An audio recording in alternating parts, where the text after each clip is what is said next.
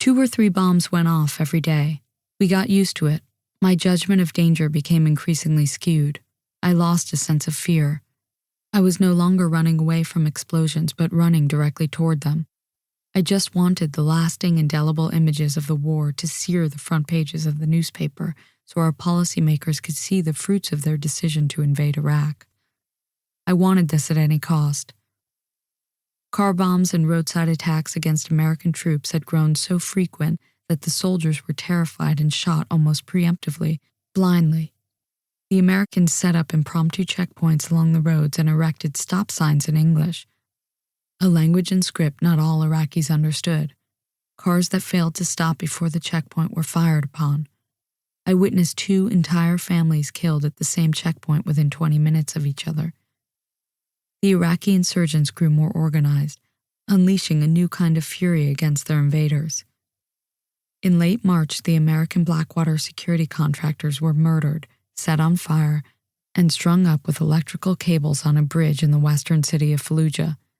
It seemed like a turning point in the war. Blowing up soldiers and fleeing was one thing. Desecrating civilians and displaying them for the world to see was another. One morning, I put on my abaya and wrapped my hair under a black headscarf and climbed into the back seat with Matthew. I often based how conservatively I dressed or how much I covered on the level of danger. We were traveling down a known smuggler's route, so I opted for the most all-concealing hijab I could wear, just short of covering my face. We had decided to chase a story on a rumor that an American helicopter had gone down near Ramadi. We pored over a map with our drivers and security staff and called other journalists and drivers for advice.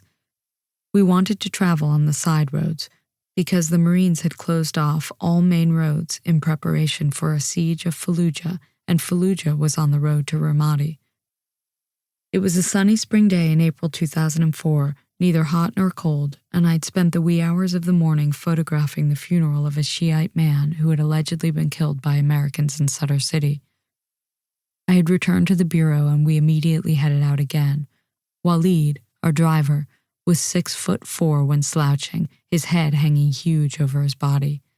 His Sunni family was from an area near Ramadi, which was helpful for reporting the story.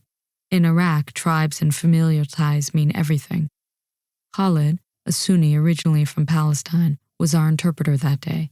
He was barely in his 20s and overweight and proudly introduced himself to everyone in accentless English as Fat Khalid or Solid Khalid.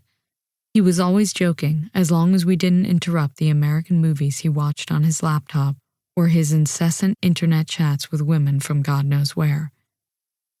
We set out at 11 a.m., heading west around the Abu Ghraib prison on the outskirts of Baghdad, around small towns marked by soda stands and little else, sunken green fields of crops and long grass surrounded by palms.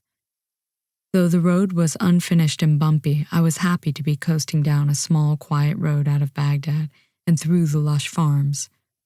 Matthew and I huddled in the back together. He commented on how serene the villages looked. I joked that we shouldn't talk about safety until we arrived at our destination.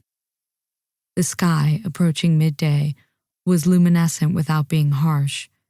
We were in rural towns, so the farms essentially made up the towns. There were no main city centers. Waleed and Khalid talked in the way they often did when they were trying to shield us from their concern about something. And then they went silent. I noticed a few Iraqis with AK-47s standing along the side of the road. By now, American checkpoints controlled so many roads and areas of Iraq that the presence of men in black with AK-47s could only mean one thing: lawlessness. There were no American troops in the area. "We are on the smuggler's route," Khalid said. What he was trying to say without sounding scared is that we should turn back. We went over our alibis again, that no matter what happened, I was Italian and Matthew was Greek. Under no circumstances were we American. There were more men with guns. It was too late. We rounded a corner and a lanky, scruffy man walked close to my window, gun in hand, like a hunter on the trail.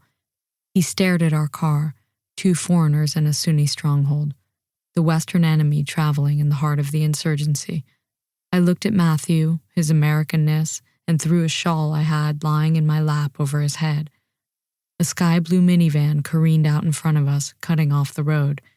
Dozens of armed men swirled around our vehicle, frenetic and edgy with their new find. "We are going to die now," I said.